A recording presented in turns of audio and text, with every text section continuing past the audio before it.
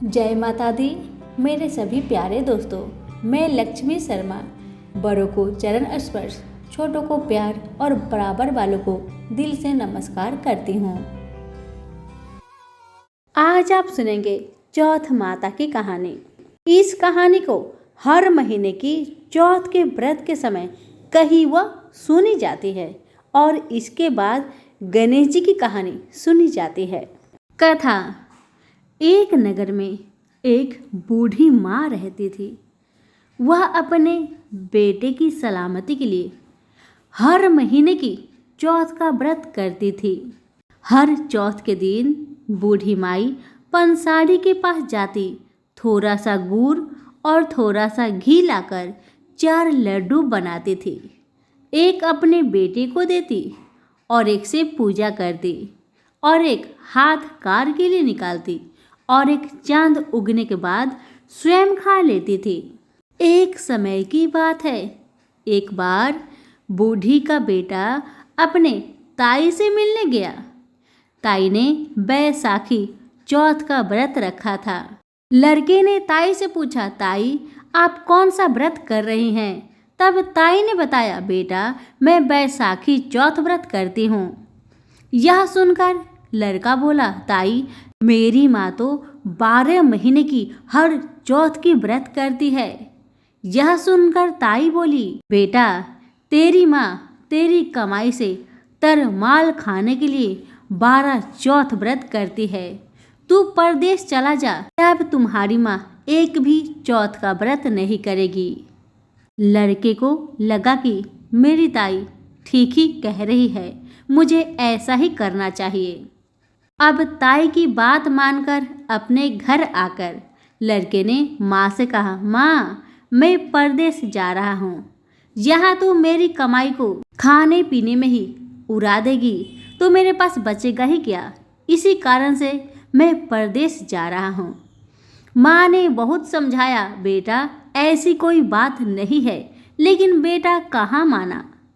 जब बेटा नहीं माना तो माँ ने कहा, बेटा ले ये चौथ माता की आंखें हैं, इसे तुम अपने पास सलामत से रखना, ये तुम्हारी हर मुसीबत में मदद करेगी।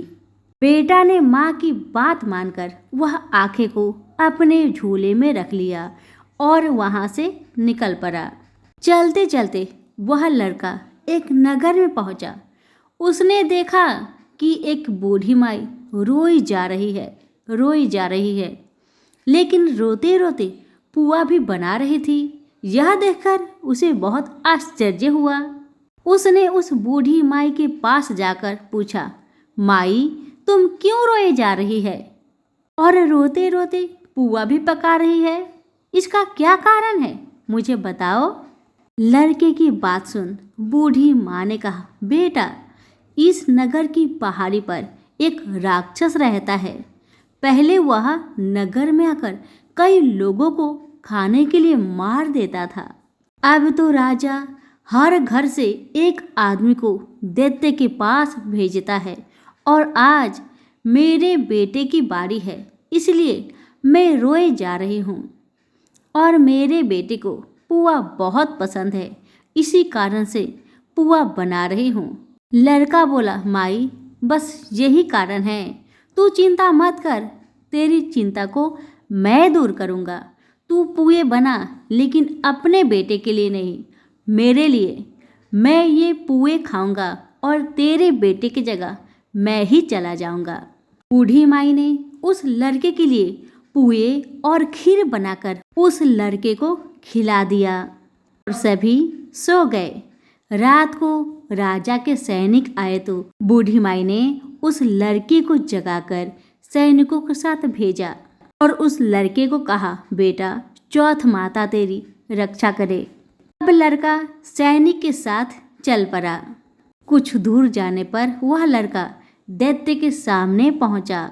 अब लड़के को अपनी माँ की बात याद आई कि माँ ने उसे चौथ माता के आंखें दिए थे और माँ ने कहा भी था, ये तुम्हारे मुसीबत में तुम्हारी काम आएगी। बस लड़के ने चौथ माता के नाम लेकर आंखें को दैत्य की तरफ फेंक कर कहा, हे चौथ माता, यदि मेरी माँ मेरी सलामती के लिए व्रत करती है तो दैत्य का सिर कटकर गिर जाए और उसकी मृत्यु हो जाए। लड़के के इतना कहते ही तुरंत ही दैत्य का सर कटकर गिर गया और वह दैत्य वहीं पर तड़प तड़प कर मर गया। लड़का वापस आ गया। राजा ने उसे ढेर सारे उपहार देकर विदा किया। लड़का उस नगर से चलते हुए एक दूसरे नगर में पहुंचा। इस राज्य में आवा तभी पकता था जब एक इंसान की बलि दी जाती थी। सिपाहियों ने उसी लड़का को पकड़कर आवे में चुन दिया। लड़के ने तुरंत चौथ माता की आंखें निकाली और आवा में डाल दिया और कहा, हे चौथ माता, यदि मेरी माँ मेरे लिए व्रत करती है तो आवा मेरी बलि लिए बिना ही झट से पक जाए। लड़का के इतना कहते ही चौथ माता की कृपा से आवा तुरंत पक गया। आवे में से मिट्टी की जगह सोने चांदी के बर्तन निकलने लगे। जब कुम्हार अंदर से बर्तन निकालने लगा तो लड़का अंदर से बोला, बर्तन धीरे धीरे निकालना, मुझे चोट लग जाएगी। इस तरह से अंदर से आवाज सुनकर कुम्हार बहुत डर गया और राजा से सारी कहानी बताया। राजा ने आवे से उस लड़के को निकलवाया और पूछा, इस आवे में से तुम बच कैसे गए? लड़के ने बताया कि उसकी माँ चौथ माता की व्रत करती है, व्रत के कारण ही वह बच पाया है। राजा को इसका विश्वास नहीं हुआ और उसने एक चांदी की सुराही मंगवाई और कहा कि सुराही की नली से निकलकर तुम दिखाओ, तभी मैं विश्वास करूंगा तुम्हारी बात में सच्चाई है। लड़के ने चौथ माता को याद करके आंखें सुराही में डालकर कहा, हे चौथ माता, मेरी मदद करे, मैं भौरा बनकर इस सुराही से निकल सकूं। लड़का भौरा बनकर सुराही से निकल गया। राजा खुश होकर राजकुमारी की शादी उस लड़के के साथ करवा दी और सभी लोग को चौथ माता का व्रत करने को कहा। अब उस लड़के को अपनी माँ की याद आई। उसने राजा के पास जाकर अपने नगर जाने की इच्छा जाहिर की। राजा ने रथ, घोड़ा, हाथी और खूब सारा दान दहेज देकर उन्हें विदा किया। वह लड़का अपने पत्नी के साथ चौथ माता के दिन अपने नगर पहुंचा। वह अकेला ही पंसारी के यहाँ माँ का इंतजार करने लगा। सोचा, आज चौथ का दिन है तो माँ यहाँ जरूर आएगी। थोड़ी देर बाद लकड़ी टेकती हुई माँ आती हुई दिखाई दी। उसकी माँ की आंखों में जाले आने के कारण कम दिखता था। लड़के ने जानबूझकर अपना पैर लकड़ी में लगा दिया और कहने लगा, बल रे पूत काटी, मेरे पैर की लगा दी। माँ ने अपने बेटे को पहचाना नहीं और कहने लगी, भैया, मुझे चाहे कितनी गाली निकालो पर मेरे बेटे को कुछ मत कहना।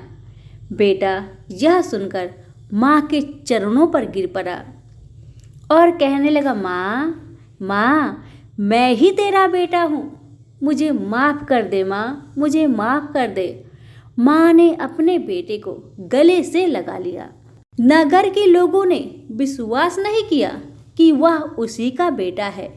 बूढ़ी माँ ने चौथ माता को याद करके कहा, हे माता, यदि मैं अपने बेटे के लिए व्रत करती हूँ तो मेरे स्तन में दूध भर जाए और उसकी धार मेरे बेटे के मुंह में गिरे।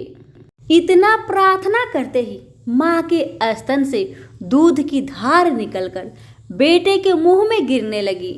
लोग चौथ माता की जय जयकार करने लगे। उस नगर के सभी लोग चौथ माता का व्रत करने लगे। हे चौथ माता, जैसे आपने बूढ़ी माँ और उसके बेटे की सहायता की, वैसे हमारी भी करना। कहानी कहने वाले, सुनने और हुक्कारा भरने वाले पर अपनी कृपा सदा बनाए रखना। तो सभी प्रेम से बोले चौथ माता की जय हो। अब आइए सुनते हैं गणेश भगवान की कथा, क्योंकि इस कथा के बिना आपका व्रत अधूरा है, इसलिए अवश्य सुने। सभी प्रेम से बोले गणेश भगवान की जय हो। आज आप सभी सुनेंगे विनायक चतुर्थी की व्रत कथा। किसी समय नर्मदा नदी के तट पर माता पार्वती और भगवान शिव चौपर खेल का आनंद ले रहे थे। खेल में निर्णायक की भूमिका के लिए भगवान शिव ने मिट्टी का एक पुतला बनाया और उसमें प्राण डालकर जीवित कर दिया। भगवान शिव ने उस बालक को आदेश दिया कि वह विजेता का फैसला करेगा। माता पार्वती और शिव खेल में व्यस्त हो गए। माता पार्वती और भगवान शिव के बीच में 3 बार चौपर का खेल हुआ, जिसमें माता पार्वती जीत गई, लेकिन बालक ने भगवान शिव को विजेता घोषित कर दिया।